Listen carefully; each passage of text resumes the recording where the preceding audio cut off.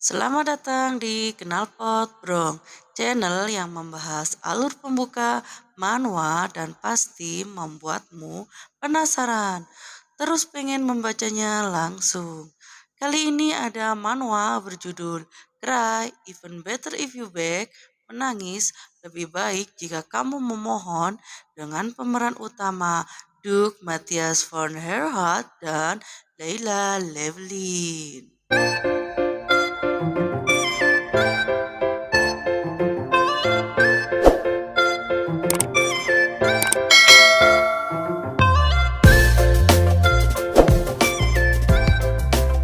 Manhwa ini menceritakan tentang kehidupan seorang gadis yang memiliki paras cantik rupawan dan mempesona, Leila Levlin.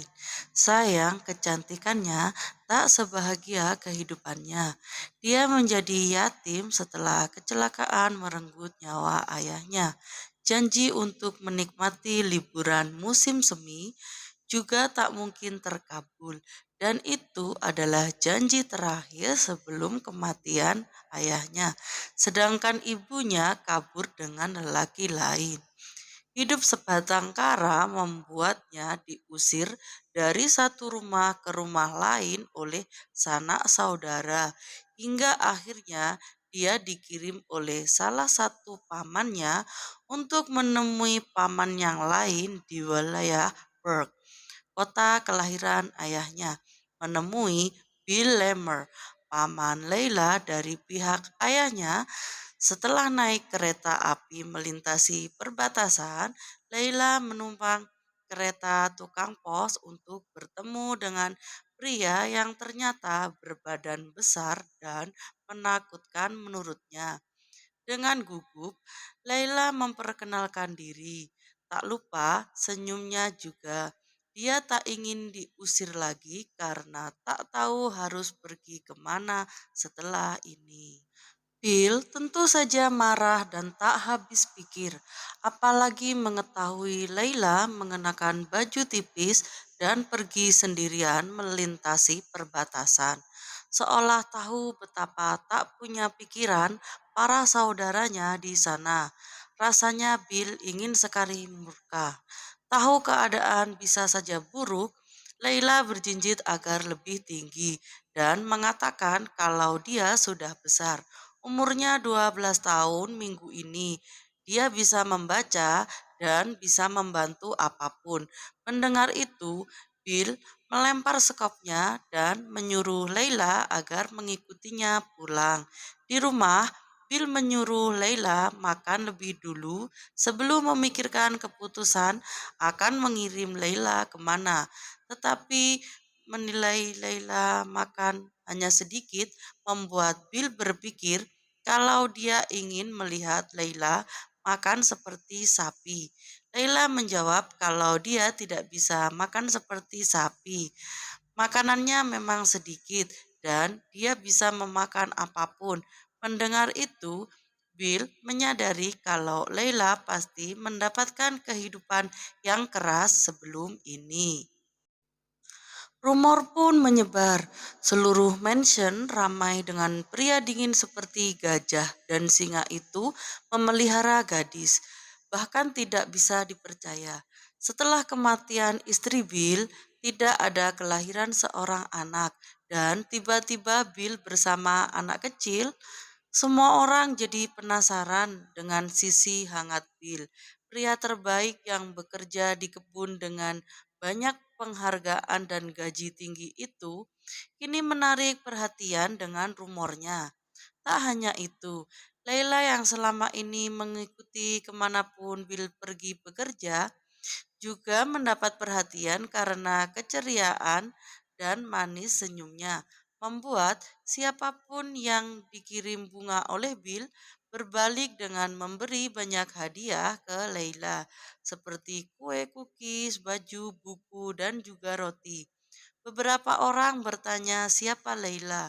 Bill hanya menjawab, siapa dan apapun Leila, dia masih berpikir akan mengantar Leila kemana, sampai tak ada lagi pertanyaan mengenai itu dan Bill tetap memikirkan Layla sepertinya tak mungkin bisa terus tinggal bersamanya.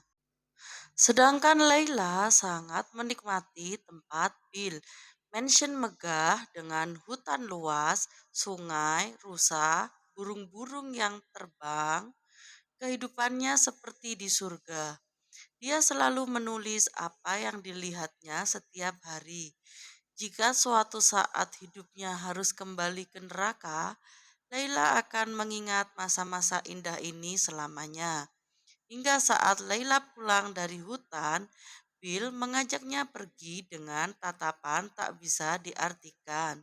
Laila takut dan khawatir. Tetapi Bill hanya bilang kalau dia akan ke pasar untuk membelikan baju Laila. Duke akan pulang untuk berlibur dan Laila harus memiliki gaun bagus untuk menyambut kedatangan Duke di Arvis ini. Hari yang ditunggu tiba. Duk Matias baru saja turun dari kereta. Setelah di luar, terkejut karena yang menjemputnya sebuah kereta kuda, bukan mobil. Namun, Duk Matias tak terlalu mempermasalahkan itu. Dia tetap menyukai pilihan ibunya yang selalu klasik. Perjalanan panjang juga membuatnya lelah. Dia pun langsung masuk mansion setelah tiba, tanpa menyapa siapapun yang menyambut kedatangannya. Laila yang dari tadi menunduk dan berdiri di barisan belakang, tubuh kecilnya tak mampu melihat seperti apa Duk yang disambutnya saat ini. Bill mengatakan agar Leila tak bersedih. Duk Matias sering ke hutan untuk berburu, jadi mereka akan bertemu dan menyapa Duk secepatnya saat bertemu di hutan nanti. Leila bertanya, apa yang Duk buru? Kenapa Duk berburu? Bill menjawab kalau hutan yang ditinggali memanglah milik Arvis yang biasa digunakan untuk berburu burung. Itu adalah hal biasa yang dilakukan bangsawan dan jawaban itu tentu saja membuat Leila sedih memikirkan semua hewan yang tinggal di hutan. Seminggu berlalu. Hari ini Laila ke hutan untuk melihat telur burung yang ternyata sudah menetas. 5 bayi burung sangat imut dan membuatnya berbinar. Namun Laila jadi ingat ibunya. Saat itu ibunya memberi setoples permen dan pamit akan pergi. Ibunya bilang akan kembali sebelum permennya habis. Tetapi semuanya tak pernah terjadi. Ketika melamun, induk burung mendekat. Laila pun menjauh agar induk burung masuk sarang. Laila segera menggambar apa yang baru saja dilihat dan akan menceritakannya ke Bill. Suara sepatu kuda mendekat. Laila yang akan turun pun urung menunggu agar siapa yang datang lewat lebih dulu. Tetapi orang itu malah berteduh di bawah pohon yang dinaiki Laila, membuat Laila gugup dan hampir jatuh. Matias yang mendengar suara langsung menodongkan senapannya. Ternyata itu bukan burung, tetapi seorang gadis kecil di atas pohon. Siapa kau? Laila menjawab dengan gugup.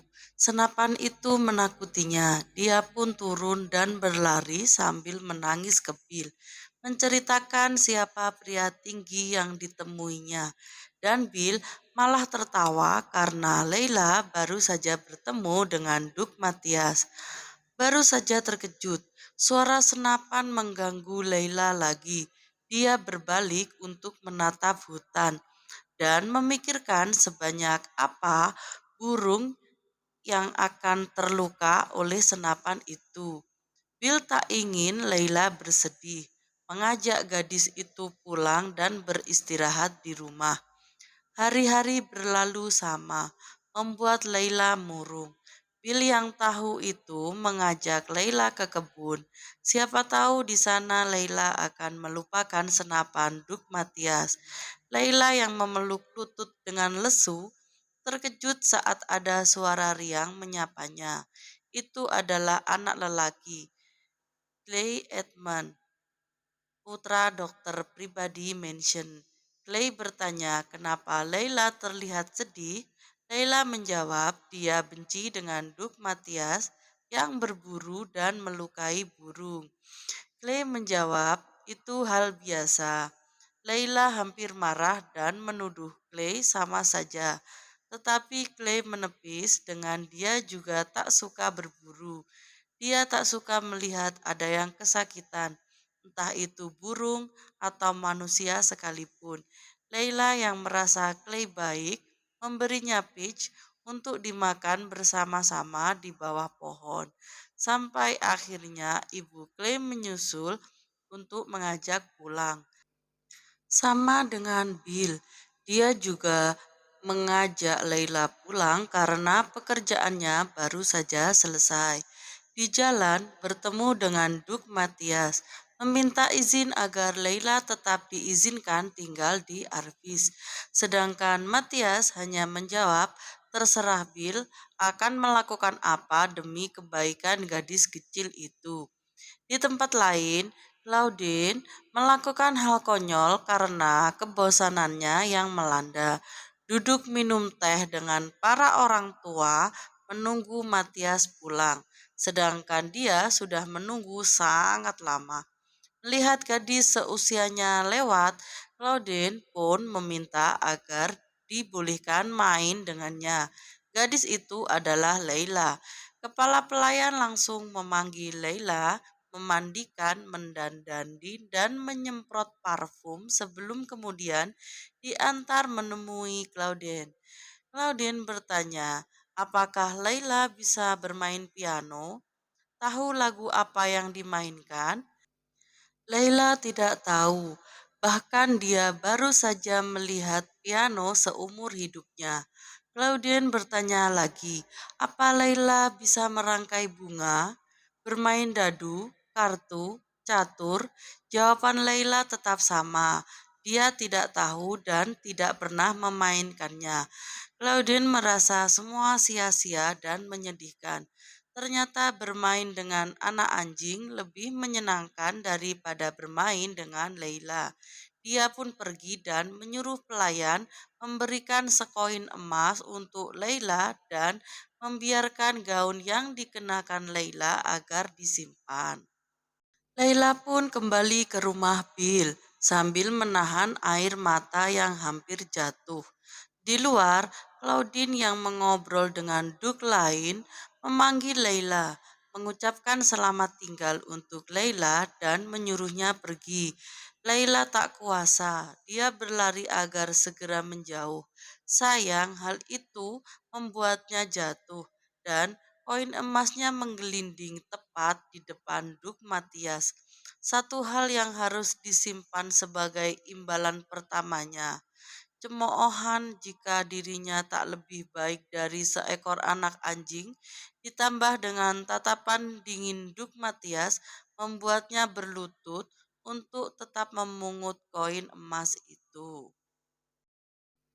Ya, ini masih chapter 7 ya teman Brong. Apa yang akan terjadi selanjutnya? Apakah Duk Matias akan mengganggu Leila? Apa justru Claudine yang mengganggu? Setelah dewasa, akankah Leila semakin cantik sampai membuat Duk Matias jatuh cinta? Teman Brong harus baca banget manhwa satu ini. Judulnya Cry Even Better If You Beg. Ini adalah kisah percintaan rumit antara Duk Matias, Leila Lewelin, Claudine, dan pastinya Clay. Kalian harus baca manhwa satu ini, recommended banget. Oke teman Brong semua, komen mau manhwa apa lagi yang mau di-spill. Dan terima kasih, thank you for watching. Jangan lupa subscribe and I love you dari Kenalpot Bro.